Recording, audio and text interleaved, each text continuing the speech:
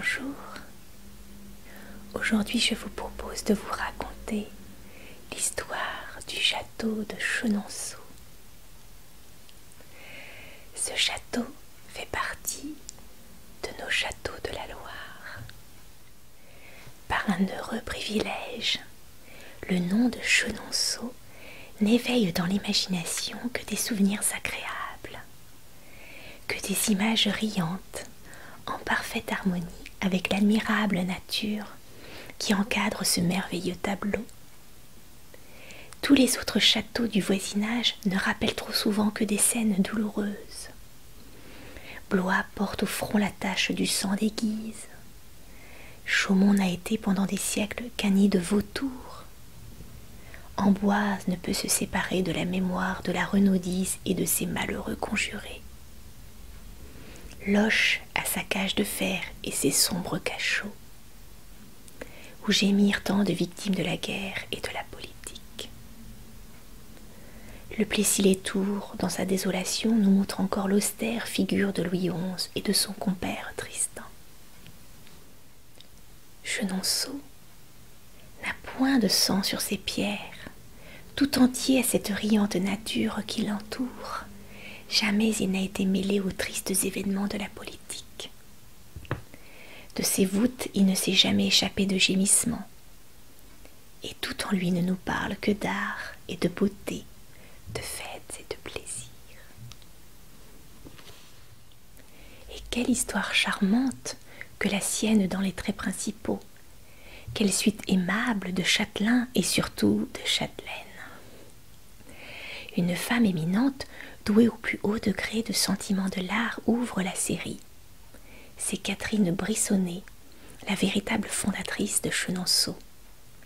Après elle, François Ier inaugure l'ère de ses fêtes et de ses visites royales qui vont se succéder pendant 8 générations de rois, jusqu'à Louis XIV. Diane de Poitiers y apporte l'éclat vainqueur de son éternelle jeunesse. La touchante Marie Stuart vient y passer les jours les plus doux de sa vie agitée. Catherine de Médicis y règne pendant 30 ans, grave, hautaine. Et pourtant, escortée des jeux et des ris, la reine Marguerite y folâtre avec l'escadron volant qui entoure sa mère. Après les orgies des banquets de Catherine, Louise de Vaudemont y vient ensevelir son deuil et sa douleur. Gabrielle d'Estrées y suit Henri IV et rêve de l'acheter. Marie de Luxembourg et Françoise de Lorraine, au milieu de leur couvent des Capucines, y cachent les déceptions de la politique. La belle de la Vallière s'y rattache comme à son berceau, par d'intimes souvenirs de famille. Laure Mancini y accompagne son oncle, le cardinal Mazarin. Pour y étendre, eux, Vendôme les filets d'une intrigue matrimoniale. Enfin, Madame Dupin y amène avec elle les grâces et l'esprit du XVIIIe siècle. Venons-en maintenant à la description du château.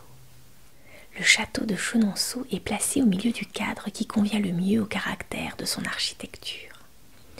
La vallée du Cher offre partout de charmants panoramas.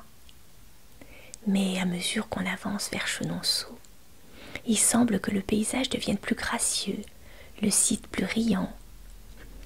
Rien de dur ou de heurté ne s'y rencontre. Les hauts coteaux s'abaissent en pente douce, les rochers abrupts disparaissent, les seconds plans se rapprochent des premiers. Partout la grandeur fait place à la grâce. En un mot, tout se réunit pour former un fond en parfaite harmonie avec le château. Et la nature égaye d'un sourire perpétuel ce merveilleux chef-d'œuvre de la Renaissance. Aussi ces ports charmants ont-ils été préférés par nos rois, célébrés par les voyageurs et chantés par les poètes. Et Louis XI, François Ier, Henri II, Henri III n'ont point dédaigné de prendre successivement la parole pour déclarer que Chenonceau est situé en un beau et plaisant pays. Le château s'annonce par une royale avenue d'ormeaux et de platanes qui a près d'1 kilomètre de longueur et qui conduit à l'avant-cour gardée par 2 sphinx. Là, nous entrons dans la première des enceintes fortifiées de la vieille forteresse des Marques, autrefois défendue de 3 côtés par de larges douves et protégée sur la 4e flanc par des bâtiments et des murailles. La seconde enceinte, située sur le bord du Cher et entourée des 3 autres côtés par des fossés profonds, communiquait avec l'avant-cour par un pont-levis et renfermait le château fort et le donjon assis sur un tertre factice bien au-dessus des inondations de la rivière. Le système de défense était complété dans les lits mêmes du Cher par un moulin fortifié bâti sur des piles puissantes pour protéger les approches de la place. Tel était l'ensemble de la vieille forteresse des Marques. Thomas Bohier respecta le donjon et les principales lignes de défense, mais il rasa l'ancien château et il en fit bâtir un nouveau sur les piles du moulin. Les Marques et les Bohier ont été des propriétaires du château. Avant de pénétrer dans l'intérieur, il est bon de jeter un regard sur le dehors, par les côtés. Là, le château se découvre dans toute son étendue, parant le Cher d'une rive à l'autre et développant 2 de ses faces. L'œil erre avec ravissement sur le pavillon carré qui s'élance audacieusement du sein des eaux, sur le pont gracieux qui le relie à la terre ferme, et sur la longue façade de la galerie qui couvre la rivière. Au premier plan, le pavillon carré, bâti sur 2 piles énormes et sur l'arche qui les unit, et cantonné aux angles de tourelles en encorbellement d'un charmant effet, et couronné de hautes lucarnes à pinacles et de cheminées historiées. Le pont qui le rattache à la rive du nord se compose de 3 arches inégales, dont les lourds piliers sont accostés de demi-lunes en cul-de-lampe. Quant à la galerie, l'écueil que présentait l'ornementation de ces celtes longue façade de 60 mètres a été heureusement tourné. Les piles des arches s'élèvent en forme de tour percées de fenêtres, s'appliquent à la façade dont elles rompent l'uniformité et montent jusqu'au premier étage où elles se terminent en terrasse. La large ligne du toit trouve de même un certain mouvement dans les lucarnes en œil de bœuf qui la décorent. La façade orientale, vue de l'angle sud-ouest du parterre de Diane, au bord de la rivière, est la plus belle de toutes. C'est celle que les décorateurs de l'opéra ont peinte pour le décor du second acte des Huguenots. Et dans ce choix, ils ont été guidés par un goût vraiment artistique. De ce côté, la façade principale fuit obliquement avec beaucoup de grâce. La façade orientale, formée de 2 avant-corps unis par une loggia découverte jetée sur le Cher, a beaucoup de mouvement. Et la galerie, reléguée au second plan, n'a plus autant d'importance et contraste moins durement avec l'œuvre si fine et si délicate de Thomas Bohier. Le dessin pris de l'angle nord-est de la cour d'honneur est aussi fort remarquable. Quoique, en perdant l'aspect des eaux, la vue du monument perd ainsi un de ses principaux charmes. Au premier plan, à droite, se dresse isolément la haute tour des Marques, avec son toit conique à lanterne et son chemin de ronde. Accolée d'une élégante tourelle à demi engagée dans ses flancs, laquelle en dissimule la physionomie sévère et menaçante. Au second plan se montre la façade principale du château, avec ses 2 tourelles d'angle, les fenêtres gothiques de la chapelle, son balcon en encorbellement, ses 3 hautes lucarnes, ses combles aigus. et ses belles cheminées. Après ce premier coup d'œil d'ensemble jeté sur les masses, il est bon de reprendre l'examen et de s'attacher aux détails. Voyez comme ces tourelles à toit conique pendent légèrement aux angles sur les culs-de-lampe qui les supportent. Pièce autrefois importante dans le système de défense des places, elles n'avaient plus de raison d'être dans les habitations luxueuses et pacifiques de la Renaissance. Et en se dépouillant de tout caractère de force, elles ont pris des formes élégantes et sont devenues un ornement. Par une extension de la même idée, les machicoulis, désormais inutiles, ont disparu pour faire place à un large et saillant entablement orné de pilastres et de balustres, qui rappellent de loin les dispositions militaires du couronnement des forteresses du Moyen-Âge. La porte principale, richement sculptée sur ses deux vantaux, date de la construction du château et est surmontée d'un balcon accosté de deux trompes élégantes en demi-lune. Les lucarnes méritent un examen particulier. Avec leurs pilastres ornés, leurs frises sculptées, leurs pinacles et leurs clochetons, elles constituent un grand moulis d'ornementation et masquent habilement une partie de la toiture. Toutes les lignes des façades se groupent harmonieusement et sans effort. La symétrie est partout dans l'ensemble, sans jamais exister dans les détails. L'uniformité de surface plane disparaît sous de gracieux encadrements qui en déguisent agréablement la nudité. Tout, en un mot, révèle une imagination riche et féconde, un goût parfait, un sentiment exquis de l'art. Les cheminées elles-mêmes, qui font d'ordinaire le désespoir des architectes, et qui ne sont plus souvent que de longs tuyaux désagréables à la vue, deviennent ici un savant motif d'ornementation pour la toiture, avec leurs colonnettes, leurs dais, leurs niches, leurs statuettes, leurs corniches et mille et un détails qui les décorent. Il n'y a pas que jusqu'aux ensembles aigus du toit dont la belle ordonnance ne doivent être remarqués, et qui produisaient autrefois un merveilleux effet avec leurs crêtes et leurs épis en plomb doré. Mais il est temps de pénétrer à l'intérieur.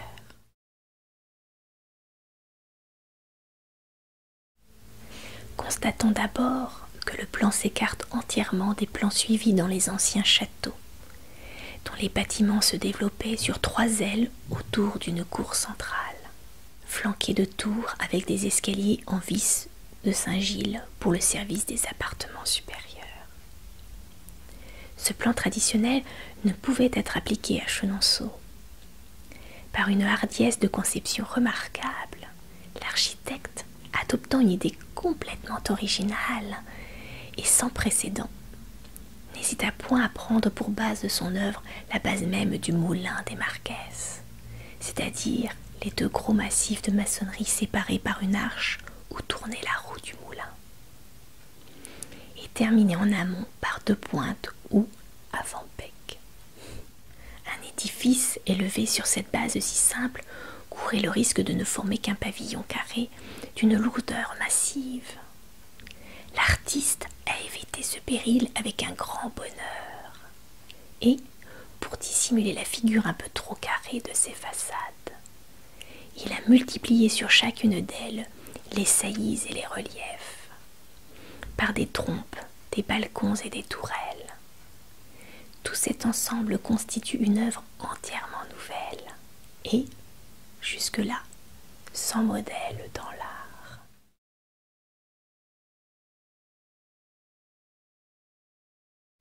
Avec ces dispositions extérieures, la distribution intérieure est fort simple. Un vestibule central, autrefois terminé au midi sur le Cher par un vaste balcon, s'ouvre à droite et à gauche sur 4 appartements, auxquels il faut ajouter au levant la chapelle et la librairie, bâties sur les avant-becs et reliées entre elles par une loge.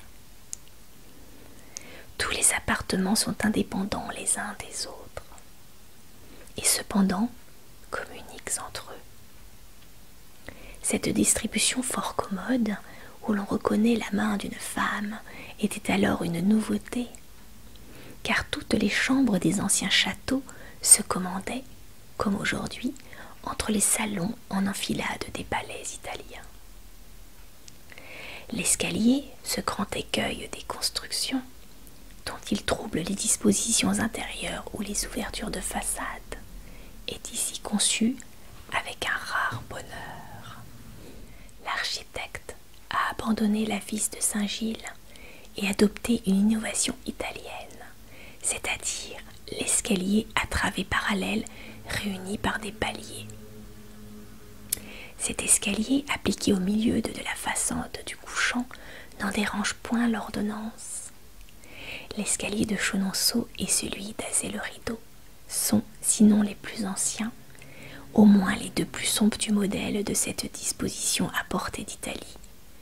Car l'escalier de Chambord, malgré la conception magistrale de sa double vis, reste encore fidèle aux antiques traditions de l'art français. Le vestibule du pavillon principal est voûté en voûtes ogivales et nervures prismatiques. La retombée des voûtes s'appuie sur des chapiteaux en cul-de-lampe finement sculptés et d'un dessin très varié. Les clés de voûte, distribuées d'une manière originale sur une ligne brisée, offraient autrefois des armoiries que la Révolution a mutilées. Deux niches charmantes, placées au-dessus des portes, sont sculptées avec beaucoup de délicatesse. La porte de l'escalier est couronnée d'une salamandre, emblème de François Ier, entourée d'une banderole flottante d'une remarquable exécution. À gauche s'ouvre la salle à manger, autrefois la salle des gardes. La porte en chêne sculpté offre les images de saint Thomas avec son équerre et de sainte Catherine avec sa roue. Patron des fondateurs du château et la devise de Boyer, s'il vient à point, il me sauvera. Le plafond de la salle, formé de solives apparentes d'une grande portée, a conservé sa décoration primitive. Les poutres sont encadrées de bordures dorées, divisées par caissons et peintes d'élégantes arabesques sur fond rouge, avec des C entrelacés. Initiale du nom de Catherine de Médicis. Cette pièce s'ouvre au levant sur la terrasse ou loge, et de là on découvre le cours sinueux du Cher, encadré dans un délicieux paysage que couronne au loin la vieille tour de Montrichard. De la salle des gardes, on entre dans la chapelle par une porte sur laquelle est figurée l'apparition de Jésus-Christ à saint Thomas, après sa résurrection. L'ensemble de cet édifice appartient plutôt au style gothique qu'au style de la Renaissance proprement dite. Les fenêtres, de forme ogivale, sont divisées par des meneaux flamboyants. Les voûtes, également ogivales et admirablement appareillées en petites pierres, sont soutenues par des nervures prismatiques dont les clés portent les armes déployées. Mais si les grandes lignes d'ensemble sont gothiques, tous les détails appartiennent franchement à la Renaissance française. L'autel n'est qu'une simple table de pierre, soutenue aux angles par deux groupes de colonnettes d'un galbe très élégant, cantonnées autour d'un pilier carré à volutes iconiques. La niche de la crédence, finement exécutée, porte la devise des Boyer. À côté de la crédence, on remarquait une étroite ouverture en œil de bœuf oblique, qui communiquait avec l'oratoire de la reine Louise. Une loge s'ouvre à droite, dans l'épaisseur de la muraille. C'est la place d'honneur réservée aux châtelains. Un caveau sépulcral est établi sous la chapelle. Les vitraux peints des fenêtres sont, pour la plupart, d'un dessin et d'un modelé remarquables, et sortent sans aucun doute de cette admirable école de Tours, qui produisaient alors tant de chefs-d'œuvre. Si la correction et la science du dessin dans les têtes, le mouvement des draperies, le caractère des physionomies doivent y être loués sans réserve, il n'en est pas tout à fait de même de la couleur. Les tons clairs dominent et annoncent les grisailles de la Renaissance. Les verrières anciennes, au nombre de 6, représentent le Sauveur du monde, Saint Jean-Baptiste, Saint Michel, Saint Pierre, Saint Thomas et Saint Gatien. La terrasse, ou plutôt la loge découverte ménagée entre la chapelle et la librairie, fut transformée en appartement par Catherine de Médicis. La reine Louise s'y installa au milieu d'une décoration toute funèbre.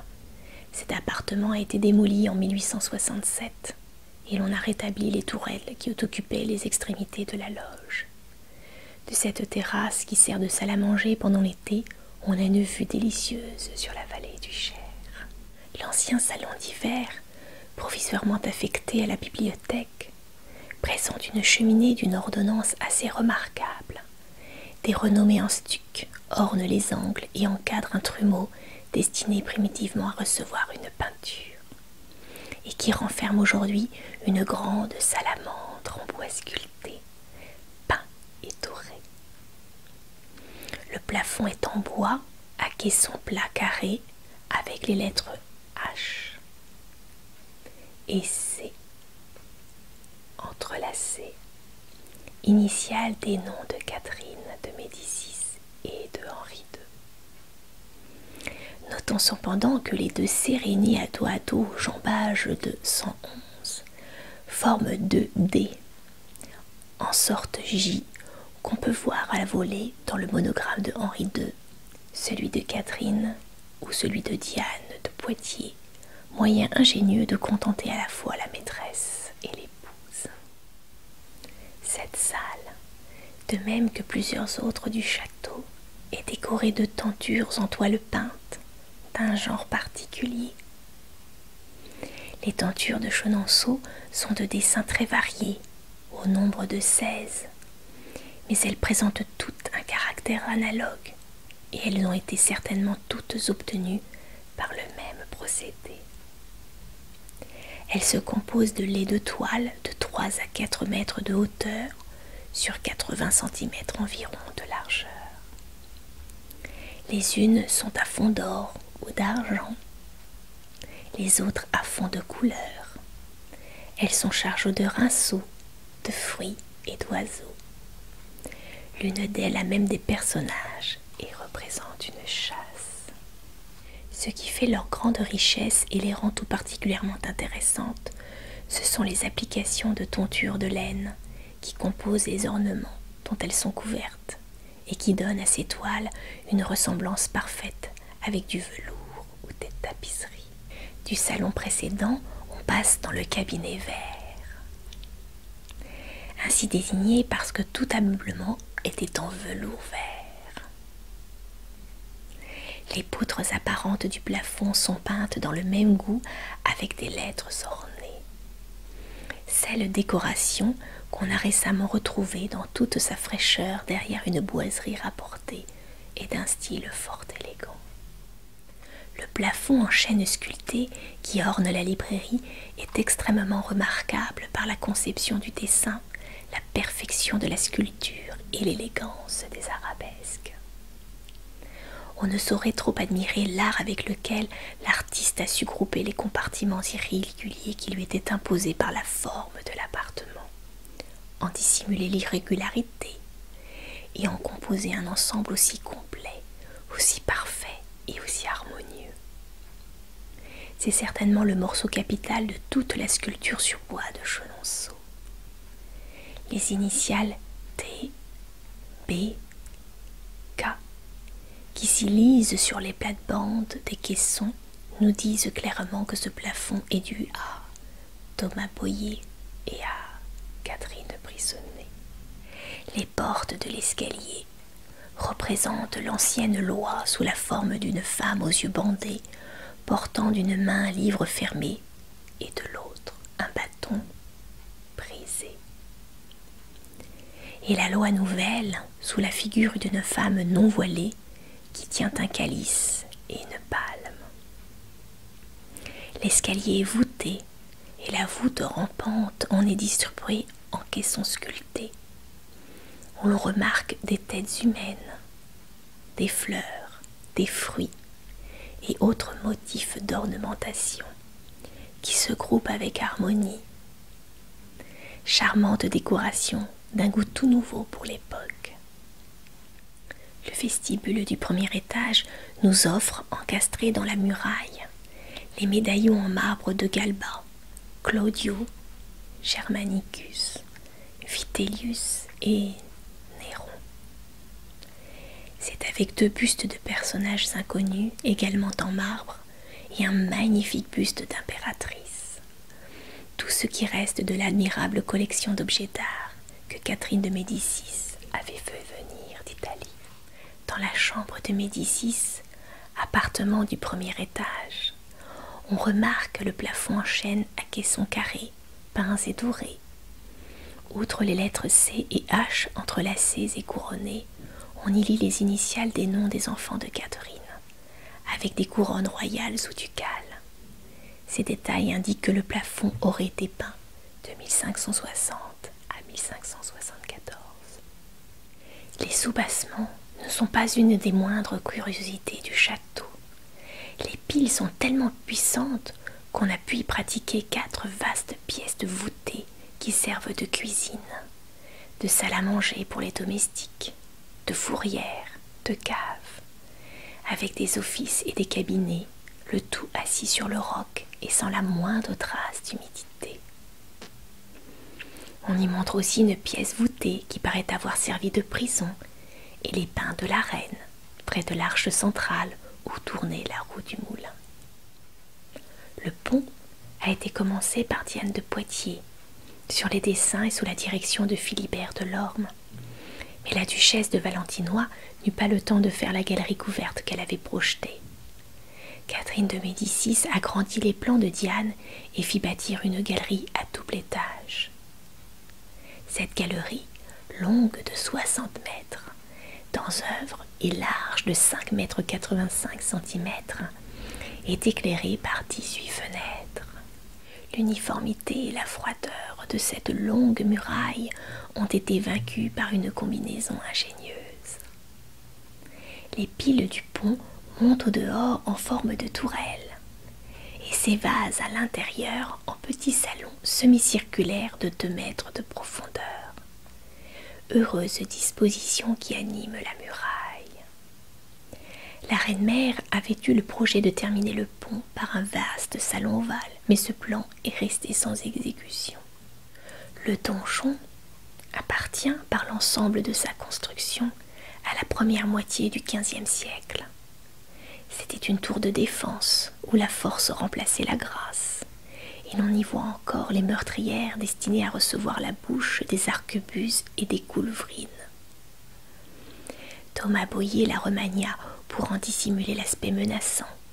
Il supprima les machigoulis, créa à la place un chemin de ronde en saillie, appuyé sur d'élégants corbeaux, refit toutes les ouvertures et orna la porte d'entrée de charmantes sculptures et d'arabesques d'une rare perfection. Les communs de l'avant-cour ont été bâtis par Catherine de Médicis sur les dessins de Philibert de Lorme. C'est une longue aile coupée de 3 pavillons. Le gros pavillon du nord appartient à une construction plus ancienne et faisait sans doute partie des communs du château des Marquaises. Cet ensemble de bâtiments était affecté au logement des officiers de la cour. La forme de leur charpente à la Philibert leur avait fait donner le nom de dôme à l'impérial. Nous ne quitterons pas le château de Chenonceau sans faire une promenade dans les parcs. Quand le visiteur aura vu ces magnifiques ombrages, cette belle nature, cette charmante rivière, le chêne de Jean-Jacques, la fontaine d'Henri III, il ne pourra s'empêcher de dire avec le chantre de Lélé de Sylvie qu'à m'égarer dans ces bocages, mon cœur goûte de volupté, que je me plais sous ses ombrages, que j'aime ses flots argentés. C'est beau, n'est-ce pas? Puis, jetant un dernier regard sur le château, il emportera de cette résidence princière une image saisissante et un vif sentiment de reconnaissance pour la noble propriétaire qui en fait les honneurs avec tant de grâce et d'affabilité. Je vais vous parler maintenant d'Henri II et de Diane de Poitiers, une période qui va de 1547 à 1559. Diane de Poitiers est célèbre dans nos annales par sa beauté, sa grâce, ses faiblesses et l'influence extraordinaire qu'elle sut conserver jusqu'à la fin sur Henri II. Les arts, la littérature, le théâtre lui ont donné une auréole d'éternelle jeunesse. Et elle ne nous apparaît plus aujourd'hui qu'à travers les créations de Jean Goujon et du prix Malich. Tous les poètes du temps ont célébré avec ravissement son incomparable beauté, qui déliait les années, beauté si merveilleuse que si nous en croyons Brantôme, il fallait des philtres et des charmes pour l'expliquer.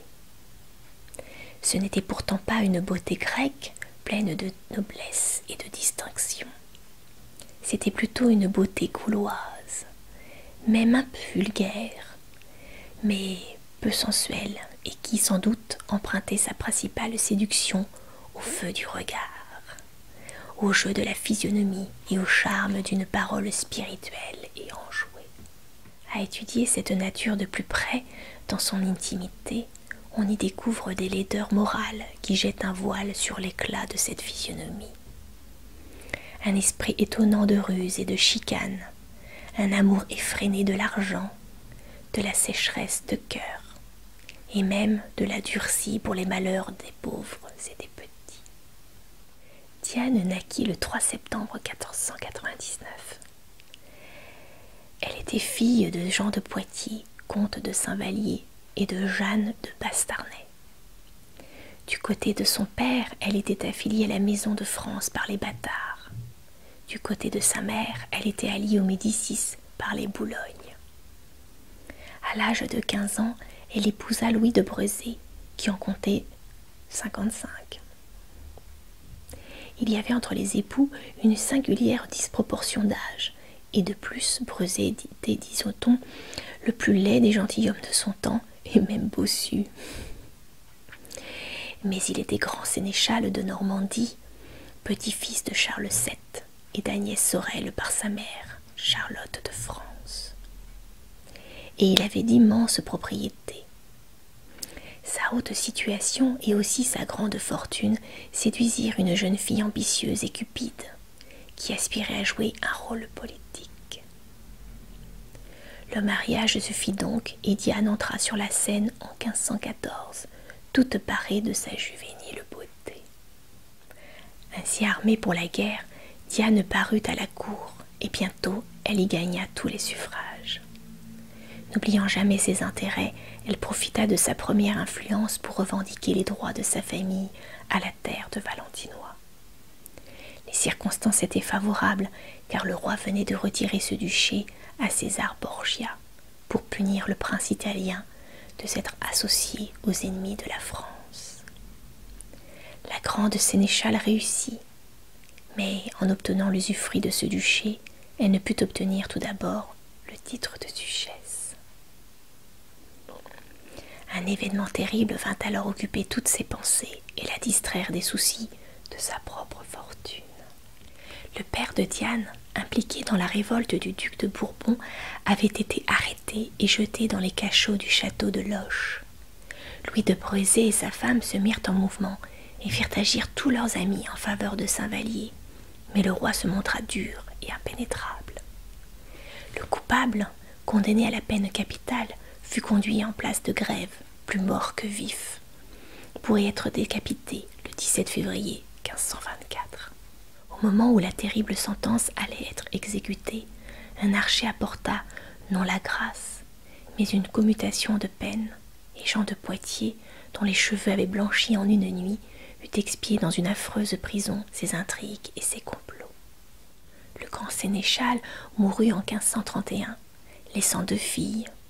Sa veuve fit éclater une douleur fastueuse, et se condamnant à deuil perpétuel, mêlé de noir et de blanc, sans que la coquetterie eût trop à souffrir de ce costume sévère, n'étant point, dit Brantôme, de ces veuves hypocrites et marmiteuses qui s'enterrent avec le défunt. C'est alors que Diane de Poitiers commença à prendre une figure politique. Devenue à 37 ans la maîtresse avouée du dauphin, qui n'en avait que 18, elle embrassa avec lui ce rôle d'opposition qui semble réservé à l'héritier présomptif de la couronne. Et pendant que la duchesse d'Étampes soutenait assez ouvertement les novateurs et les protestants, elle se mit à la tête du parti catholique. La mort de François Ier en 1547, en appelant Henri II au trône, donna le pouvoir à la duchesse de Valentinois, et celle-ci, malgré ses 48 ans bien sonnés, sut le saisir et le garder toute la durée du règne. Le premier profit qu'elle en tira fut d'humilier et de dépouiller sa rivale, qui lui avait disputé l'influence et la beauté. Henri II reprit à la duchesse d'Étampes la terre et le château de Limours, confisqués par Jean Poncher, beau-père d'Antoine Boyer, et il en fit don à sa maîtresse. Ce ne fut pas la seule faveur qu'obtint la grande sénéchale, toujours avide et insatiable.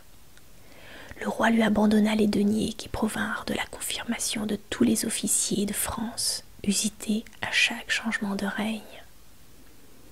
Il lui restitua la terre d'Année, mise depuis longtemps sous séquestre, et lui laissa prendre la meilleure partie d'un impôt de 20 livres par cloche, ce qui faisait dire plaisamment à Rabelais que le roi avait pendu toutes les cloches de son royaume au col de sa jument. Enfin, par lettre patente de juin 1547, la favorite obtint le château de Chenonceau. Ce don fut motivé, selon les lettres patentes, sur les grands et les très recommandables services que Louis de Brezé, mort 16 ans auparavant, avait rendus à l'État, services si notoires, est-il dit, que tout le monde les connaît et qu'il est inutile de les détailler. Qu'on aille donc accuser les princes d'ingratitude. Le roi ajoute que la terre de Chenonceau n'a jamais été incorporée au domaine royal, et que par conséquent elle est à sa libre disposition, clause de précaution contre les réclamations possibles du domaine. Il termine en transmettant à la duchesse tous ses droits sur les biens des Boyer, dans le cas où les revenus de Chenonceau seraient inférieurs à l'estimation officielle de 1533. Ces lettres, libellées avec tant de soin, furent entérinées à la Chambre des comptes, au bureau des finances de Tours et au bailliage d'Amboise. Et, pour compléter toutes les formalités, Bernard de Ruty, abbé de Pont-le-Voix, mandataire de Madame de Valentinois, vint prendre possession de Chenonceau le 1er juillet 1547. Malgré ce luxe de précaution, Diane n'était point tranquille. Elle savait, par une expérience récente, comment on dépouille une favorite tombée. Et d'ailleurs, Catherine de Médicis, outrée d'une si insolente fortune, avait fait entendre de sourdes menaces. Il fallait donc aviser, par toutes les subtilités de la chicane, à effacer la tache domaniale de Chenonceau. Et voici comment on s'y prit. Antoine Boyer fut assigné en 1550 pour voir annuler la transaction du 28 mai 1535 comme entachée de fraude, le vendeur ayant trompé le trésor de plus de la moitié du prix de l'immeuble. Nous avons montré plus haut que la lésion ne dépassait pas le tiers du prix, ce qui, d'après la législation, n'autorisait pas la rescission du contrat. En vain, Boyer représenta que ce contrat avait 15 ans de date, que François Ier s'était engagé en bonne foi et parole de roi à ne jamais revenir sur cette transaction, et avait même donné hypothèque sur tous ses biens pour la garantie de cette promesse, et que d'ailleurs l'estimation avait été faite par un homme du roi. Ces raisons ne furent point écoutées. Bohier en appelant alors à la chambre des comptes du Parlement. Mais Henri II évoqua l'affaire en son conseil, où il figure à la fois comme juge et partie, et Bohier se trouva menacé de redevenir propriétaire malgré lui. Le malheureux défendeur n'avait pas attendu jusque-là dans la crainte des décrétés de prise de corps, et, renonçant à se défendre contre la haine ou le caprice d'une femme, il s'était enfui à Venise. Il faut avouer que l'histoire des grands financiers n'était pas de nature à l'encourager, et les désastres récents de sa propre famille lui conseillaient une extrême prudence. En son absence, le procès fut poursuivi par défaut. Il comprit enfin qu'il fallait céder, et du fond de sa retraite, par un acte du 21 décembre 1553, il consentit à l'annulation du traité de 1535, à sa réintégration comme propriétaire de Chenonceau et à la mise en vente de ses biens pour désintéresser le trésor. C'était là précisément qu'on voulait l'amener. La terre de Chenonceau, saisie judiciairement sur Antoine Bohier, fut donc mise en adjudication. Diane de Poitiers, indifférente en apparence au début, n'éleva pas la moindre opposition contre les mesures qui semblaient devoir la dépouiller de ce magnifique domaine. C'était pour elle, en effet, que l'on travaillait. Des adjudicataires peu sérieux se présentèrent, et Diane, ayant porté ses offres au chiffre de 50 000 livres, le 8 juin 1555, se vit adjuger la terre de Chenonceau pour ce prix qu'elle ne paya jamais, comme on le pense bien. Puis, comme Bohier était encore redevable de 40 000 livres envers le trésor, on le rappela d'Italie, et pour obtenir la ratification de cette singulière procédure, on lui fit remise gracieuse de ce reliquat, sous l'étonnant prétexte qu'après tout, la terre valait bien les 90 000 livres marqués au contrat de 1535. On ne souciait guère d'être conséquent. Par ses manœuvres habiles, la duchesse de Valentinois crut avoir effacé la tache domaniale de sa nouvelle propriété, et s'être prémunie contre les réclamations futures de trésor. Elle possédait Chenonceau, en effet, non en vertu de lettre patente du roi, mais en vertu d'une adjudication régulière. Tout était sauvé. Nous verrons plus loin à qui profita cette étrange machination. Pendant le procès qui rendait Bohier propriétaire malgré lui, Diane n'avait pas cessé de se considérer comme maîtresse absolue de Chenonceau, d'en percevoir les revenus et d'y faire exécuter d'importants travaux pour la création de son parterre.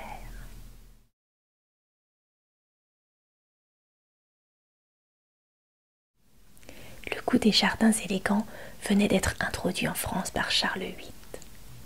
Et pris de tout ce qu'il avait vu en ce genre en Italie, le jeune roi avait amené avec lui de Naples messire Pacello de Mercogliano, fameux horticulteur du temps.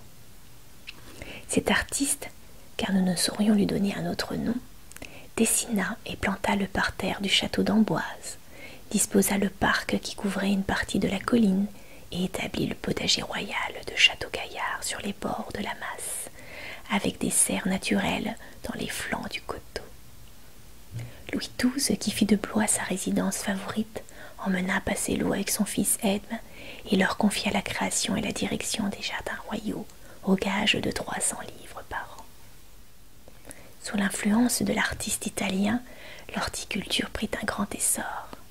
D'après les croquis et les descriptions qui nous en restent, les jardins du XVIe siècle se composaient de compartiments de toutes sortes de figures, les unes géométriques, les autres de pure fantaisie, et dessinant de capricieuses arabesques et d'élégantes broderies. Ces compartiments étaient remplis de massifs de fleurs odoriférantes, auxquels on demandait moins l'éclat que l'odeur. Le tout était bordé de buis ou de romarin, avec des avenues de grands arbres, des palissades de coudriers et de charmes, et des haies d'aubépines. De longs berceaux de charpente, couverts de treilles et flanqués de cabinets ombreux, entouraient le parterre ou le divisaient en plusieurs jardins particuliers. Les arbres et les arbustes étaient taillés en figures bizarres et peuplaient les parcs d'un monde d'êtres fantastiques. Enfin, des cuves de marbre avec de maigres jets d'eau complétaient la décoration froide, symétrique et étrange des jardins italiens, où tout semblait subordonner à une loi unique, la fraîcheur, l'ombre et le mystère. C'est dans ce goût étranger que Diane de Poitiers entreprit de construire un parterre à Chenonceau, sur la rive droite du Cher, au levant du château, dans un carré de la contenance de 2 hectares. Elle le protégea contre les inondations par une forte levée de terre gazonnée, l'enveloppa de douves et l'entoura d'une terrasse. Ces travaux préliminaires, commencés au printemps de l'année 1551, employèrent plus de 14 000 journées d'ouvriers de toute espèce, et la dépense ne s'éleva pas à moins de 3 055 livres, somme fort considérable pour le temps. Le jardin était à la fois un parterre, un verger et un potager. Pour le piolet, Diane fit appel à tous ceux qui possédaient les plus beaux jardins de la Touraine. Enfin, pour compléter la décoration, Cardin de Valence, fontainier de Tours, vint établir les fontaines. La garenne ne fut pas négligée. Des allées furent percées avec cabinets de verdure, un jeu de paume et un jeu de bagues. Et le jardinier de Vernouilles dessina, dans le parc de Chissot, un dédalus, un labyrinthe inextricable où l'on pouvait errer longtemps dans les isoloirs sans trouver l'issue. La dépense totale dépassa 5 000 livres. Cette dépense fut sans aucun doute payée par le roi, car en 1552, Henri II donna à Diane 5 500 livres à prendre en pur don sur les revenus de la sénéchaussée des Landes, en faveur, est-il dit, des recommandables services qu'elle a si devant fait à notre chère et très aimée compagne la reine. Ce ne fut pas là les seuls travaux de Diane. Voulant bâtir un pont à Chenonceau et réaliser le rêve de Thomas Bohier, elle en confia l'exécution à Philibert de Lorme, son architecte ordinaire. Le pont fut reçu par Jacques Coccot d'Amboise, maître maçon de Chambord, et par André Boussel et Michel Gallebrun, maître maçon de Tours. Il avait coûté environ 9 000 livres, et cette somme fut payée par le trésorier des bâtiments du roi. Nous empruntons ces chiffres et ces détails au comte de Diane de Poitiers, tenu avec beaucoup d'exactitude pendant 12 années par le receveur André Béraud, et vérifié avec une extrême rigueur par des commissaires députés à cet effet. Ces comptes nous donnent de précieux renseignements sur la culture des vignes et des céréales à cette époque, sur le prix des denrées et sur les salaires des ouvriers. Ne nous étonnons point de voir à cette date un maître maçon gagner seulement 4 sols, un simple journalier 2 sols et 6 deniers, et une femme 20 deniers, car le froment valait en 1517 de 15 à 17 sols l'hectolitre et le vin 3 livres le poinçon. Le régisseur n'avait que 60 livres de gages, sans nourriture et sans chauffage, et encore, avec ce modique salaire, la duchesse refusait souvent de lui tenir compte de ses déplacements ou de ses travaux extraordinaires.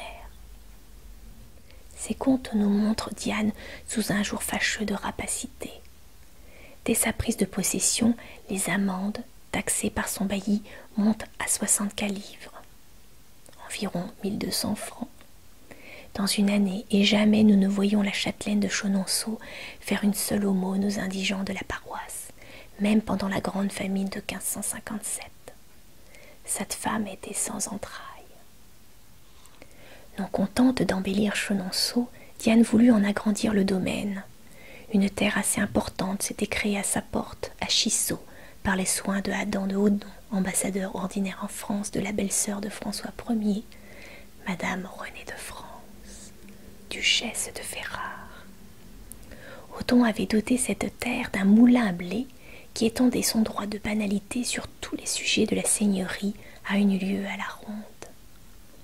C'est le moulin fort, belle construction élevée en 1546 sur le plan de l'ancien moulin fortifié des Marquesses, avec l'autorisation de la corporation des marchands fréquentant la rivière de Loire.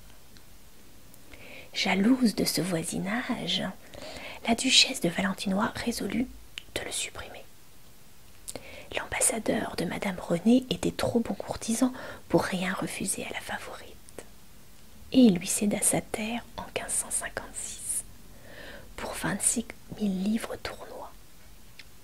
Diane avait aussi acheté des vignes sur le coteau d'Amboise, près du château, avec le dessein d'y bâtir une maison pour moins perdre de vue son royal esclave. Mais ce projet n'eut pas de suite, ou fut arrêté par la mort du roi. En effet, Henri II, blessé par Montmorency pendant les fêtes du mariage des deux filles de France, mourut le 10 juillet 1559, après 11 jours d'agonie. La disgrâce de la favorite avait précédé la mort du roi. Diane tenta vainement de le voir. Elle trouva toutes les portes fermées par une haine vigilante, et elle dut se réfugier dans un de ses hôtels. Il y eut pour elle un moment terrible, où Tavannes offrit à la reine d'aller couper le nez à la maîtresse déchue. La duchesse ne dut la vie qu'à l'intervention de son gendre, le duc d'Aumale, l'un des 4 Guises. Pour sauver une partie de ses biens, elle fut forcée d'abandonner Chenonceau à Catherine de Médicis, en échange de Chaumont-sur-Loire. Cette transaction eut lieu à la fin de l'année 1559. La duchesse de Valentinois se retira dans sa terre de Limours, et elle y passa les 6 dernières années de sa vie, loin de la politique et de la cour. Ainsi disparut de la scène cette femme célèbre qui exerça sur son époque une sorte d'enchantement et de fascination. La morale et l'histoire doivent la condamner, mais l'art et la littérature peuvent être plus indulgents. À l'exception de Marot, tous les hommes de lettres eurent part à ses encouragements, et tous les artistes ont vécu du mouvement qu'elle imprima autour d'elle. Elle a laissé derrière elle, dans 20 monuments splendides, une trace éblouissante de son passage et de son influence. L'exil lui fut fatal, comme à toutes les royautés tombées. Diane mourut à Annay le 25 avril 1566. Ses enfants lui élevèrent un superbe mausolée, et les arts lui durent encore quelque chose, même après sa mort.